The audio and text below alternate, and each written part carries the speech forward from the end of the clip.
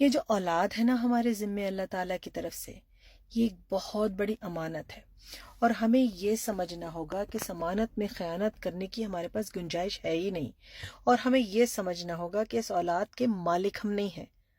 Parents are not God, والدین خدا نہیں ہوتے، وہ خدا کی طرف سے مقرر کردہ نگراں ہوتے ہیں، اپنی اولاد پہ امانت دار ہوتے ہیں، ذمہ دار ہوتے ہیں، ٹھیک ہے؟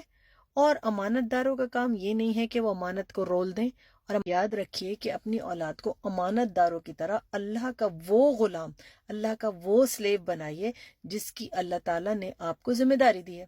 ہم دیکھتے ہیں کہ بہت سے والدین اپنے بچوں کو تذلیل کرتے ہیں، تو یہ آپ کیا کر رہے ہیں؟ اللہ کی دی ہوئی امانت کی ذلت کر رہے ہیں۔ تو آپ امانت دار تو نہ ہوئے، اور آپ ذمہ دار بھی بالکل نہیں ہوئے۔ آپ کو پتا ہے کہ ہر شخص جو اس دنیا میں آیا ہے وہ اللہ کی طرف سے عزت کا حق لے کے آیا ہے، اور اس میں آپ کا بچہ بھی شامل ہے۔ آپ اپنے بچے کے مالک نہیں ہیں۔ اگر آپ اس کے صحیح طریقے سے امانت میں خیانت کرے بغیر نہیں پالیں گے تو پھر اللہ تعالیٰ آپ سے بھی پوچھے گا۔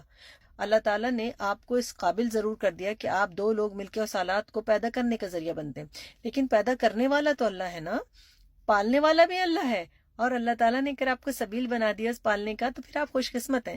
تو یاد رکھیے کہ اولاد کے معاملے میں اللہ سے ڈرتے رہیے، ان کو دین سکھائیے، ان کو سب سے پہلے اللہ سے پیار کرنا سکھائیے۔ یہ پیار نہیں کہ او یہ مت کرنا بیٹا، اللہ دوزخ میں ڈال دے گا۔ اللہ تعالیٰ کو تو آپ نے بہت ہی ایک ظالم امپریشن دے کے بچوں کے سامنے پیش کر دیا۔ اللہ کو یہ بتائیے کہ اللہ تعالیٰ ہمارا معبود ہے، ہمارا خالق حقیقی ہے، وہ ماؤں سے 70 گنا زیادہ اپنے بندے کو پیار کرتا ہے۔ اللہ تعالیٰ تو سراپا رحمت ہے، اللہ تعالیٰ تو سراپا رحم ہے، اللہ تعالیٰ تو سراپا محبت ہے۔ بچے کو یہ بتائیے، اور بچوں کو صحیح طریقے سے پالیے جس طرح اللہ تعالیٰ نے آپ کو ذمہ دیا ہے، کیونکہ آپ سے بھی سوال ہوگا قیامت کے دن، تیار رہیے گا۔